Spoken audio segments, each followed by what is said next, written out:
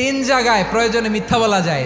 এক নাম্বার, আপনার ওয়াইফকে খুশি করার জন্য, সে একটু এরকম না বলে একটু কৌশল করে বললে খুশি হবে, ওটা বলা যায়। দুই নাম্বার, জীবন মরণের ব্যাপার, যান বাঁচানোর জন্য একটু কৌশল করে ঘুরিয়ে বললেন, এটা জায়েজ। তিন নাম্বার, দুইজন ঝগড়া লাগছে তাদেরকে মিলিয়ে দেওয়ার জন্য কৌশল করে একটু মিথ্যা বলা, ঘুরিয়ে বলা যায়। দুইজনের মধ্যে দেখলেন যে সম্পর্ক খারাপ, একজনরে বললেন, ভাই সে তো ওই দিন আপনার ব্যাপারে অনেক প্রশংসা। কি আমার ব্যাপারে প্রশংসা? কি বললো? এই বললো আপনি নাকি এই করছেন ওই করছেন, অনেক প্রশংসা। লোকটার মন খুশি হয়ে যাবে তার ব্যাপারে, ঠিক কিনা?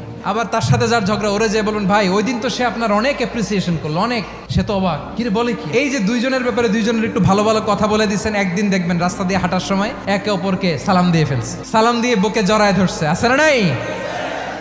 আবার মিলমিশ হয়ে গেছে। কিন্তু আমাদের স্বভাব হইলো, দুই প্রতিবেশী যদি একসাথে বসে একসাথে হাঁটে, দূর থেকে দেখলে আমাদের জ্বলে, আছে না নাই?